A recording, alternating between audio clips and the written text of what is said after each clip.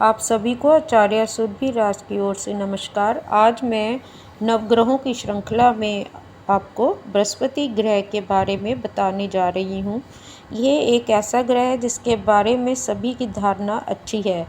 प्रत्येक जातक पर इसका प्रभाव स्पष्ट दिखाई देता है। गुरु का प्रभाव अधिकांशतः शुभ ही रहता है, लेकिन यदि गुरु को कोई पाप ग्रह पीड़ित करे या पाप ग्रह से दृष्ट होता है या पाप ग्रह के साथ उसका योग बनता है तो गुरु के शुभ प्रभाव में कमी आ जाती है और ये बहुत ही विकराल रूप भी कभी कभी धारण कर लेते हैं। कहने का मतलब यह है कि किसी सामान्य स्थिति में गुरु अशुभ प्रभाव नहीं देता है, थोड़ा बहुत दुष्प्रभाव आता है, उसे अपनी शक्ति से ही रोक लेते हैं।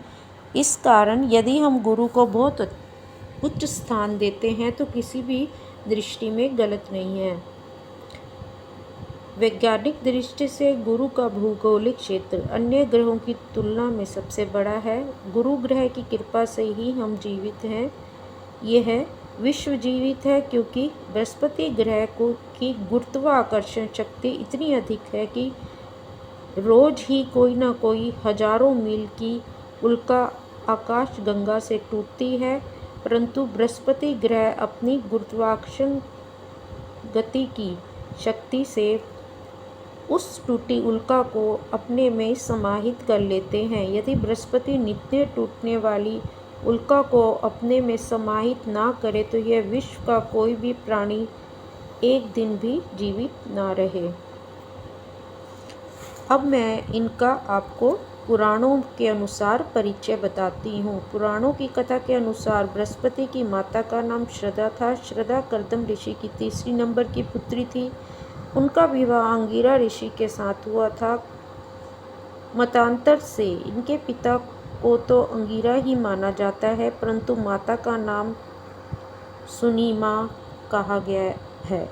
इनकी बहन का नाम योग सिद्धा बताया जाता है। इन्हें सत्य का प्रतीक एवं विद्या के साथ उच्च कोटि का ज्ञान, उत्तम बुद्धि व वाक शक्ति का प्रतिनिधि कहा जाता है। बृहस्पति के लिए ज्योतिष के मुख्य ग्रंथ जातकाभरणा में कहा गया है कि लंबे शरीर का, पीली आँखों व सोने के रंग वाला, सुंदर वाणी बोलने वाला, अधिक मांस व चर्बी के साथ कफ प्रकृति तथा उदार व चतुर विद्वान बृहस्पति देव हैं।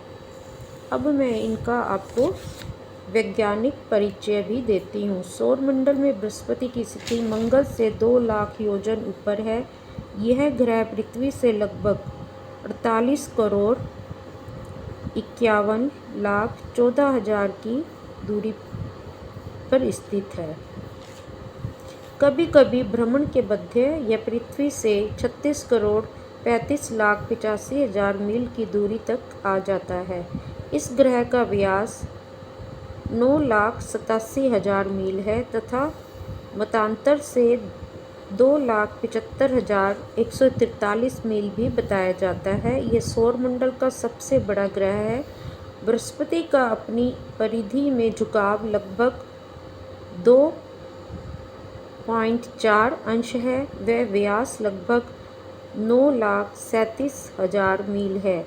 बृहस्पति सूर्य की परिक्रमा 8.2 मील प्रति सेकंड की गति से करते हैं, अर्थात पूर्ण भूचक्र अर्थात 12 राशियों की परिक्रमा में लगभग 12 से 13 वर्ष लगते हैं।